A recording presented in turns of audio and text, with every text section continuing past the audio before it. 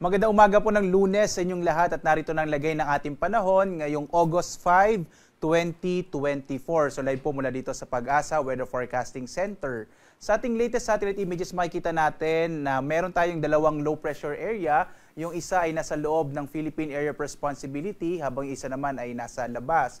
Itong nasa loob ng Philippine Area of Responsibility ay huling namataan mahigit 1,000 kilometro east-northeast ng extreme northern Luzon. Samantalang itong nasa labas ng Philippine Area of Responsibility ay nasa may bandang silangang bahagi ng Luzon. Sa ngayon, itong dalawang low pressure area na ito ay hindi natin pang inaasahang magiging bagyo at least base sa pinakauling datos natin na nakalap. Wala pa rin itong direktang epekto sa anumang bahagi ng ating bansa. At patuloy pa rin natin itong imo-monitor lalo na nasa karagatan pa rin ito. Hindi pa natin inalis yung posibilidad na sa mga sunod na araw ay posible pa rin itong maging bagyo. Bagamat muli nga, base sa pinakauling datos natin na nakalap sa umagang ito, medyo malit pa yung tsansa na maging bagyo itong dalawang low pressure area.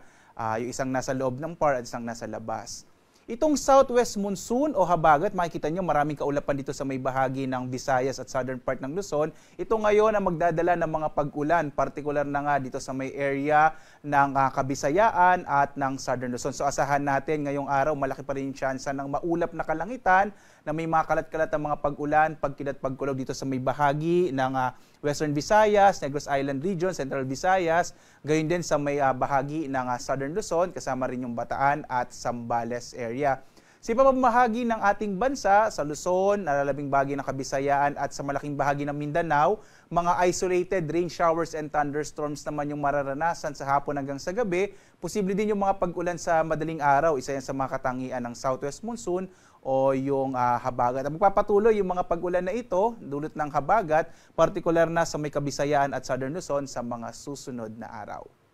Dito nga sa Luzon, makikita natin ang malaking tsansa ng mga pag-ulan sa may bahagi ng Mindoro, partikular na Occidental Mindoro, gayon din sa may Zambales at Bataan. As of 4 a.m. nga, meron tayong thunderstorm advisory. May mga pag-ulang nararanasan ngayon sa ilang bahagi ng Zambales, gayon din ng Bataan, Cavite, at ilang bahagi ng Kamaynilaan. Normally, nagtatagal na 1 hanggang 2 oras. Sa ibang bahagi ng Luzon, makikita natin ang mga isolated o pulupulong pag-ulan, pagkilat, pagkulog. Posible medyo mainit pa rin sa tanghali. Yung agwat ng temperatura nga sa Lawag, nasa 26 to 32 degrees Celsius. Sa may bahagi ng Tuguegarao, nasa 25 to 34 degrees Celsius.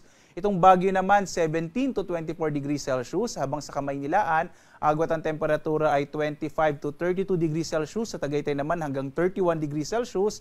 Sa area ng Legazpi City, sa may Bicol Region, nasa 32 hanggang 32 degrees Celsius.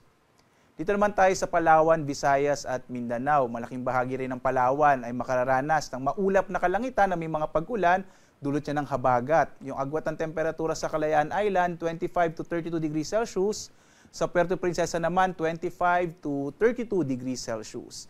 Gayun din na magiging maulap yung kalangitan sa bahagi ng Western Visayas, Central Visayas at Negros Island Region, dulot din ng habagat, kung saan yung agwat ng temperatura sa Iloilo, 25 to 31 degrees Celsius, sa Cebu, 25 to 31 degrees Celsius. Sa may area naman ng Eastern Visayas, mas malaki po ang posibilidad ng mga pag-ulan sa hapon hanggang sa gabi, dulot naman yan ng mga isolated rain showers and thunderstorms. Posible medyo mainit pa rin sa tanghali sa Tacloban, kung saan ang temperatura ay 25 to 32 degrees Celsius. Samantala, ang malaking bahagi ng Mindanao ay makararanas naman ng mga pulupulong pag-ulan, pagkilat, pagkulog sa hapon hanggang sa gabi, dulot naman yan ng mga localized thunderstorms. Agwat ang temperatura sa Zamboanga, 25 to 33 degrees Celsius, sa Cagayan de Oro hanggang 32 degrees Celsius, habang sa Davao, 26 to 33 degrees Celsius. Sa ngayon nga, wala naman tayong nakataas na gale warning kaya ligtas sa pumalaot ang mga sakyang pandagat maliliit na mga bangka sa mga baybayin ng ating bansa. Iba yung pag-iingat na lamang kapag meron tayong mga thunderstorms na kung minsan magpapalakas ng alon ng ating karagatan. Samantala, ang araw natin ay sisikat mamayang 5:40 ng umaga at lulubog ganap na 6:24 ng gabi. At sundan pa rin tayo sa ating iba't ibang mga social media platforms, sa X, sa Facebook, sa YouTube at sa ating website, pag-asa.doc.gov.ph. Lalong-lalo na dito ay naglalabas ng mga thunderstorm advisories, rainfall information at mga heavy rainfall warning, lalo na nasa panahon pa rin tayo ng tag-ulan. At live na nagbibigay update mula dito sa Pag-asa Weather Forecasting Center. Ako naman si Obet Badrina. Maghanda tayo lagi para sa ligtas na Pilipinas. Maraming salamat po sa inyong pagsubaybay. Magandang umaga.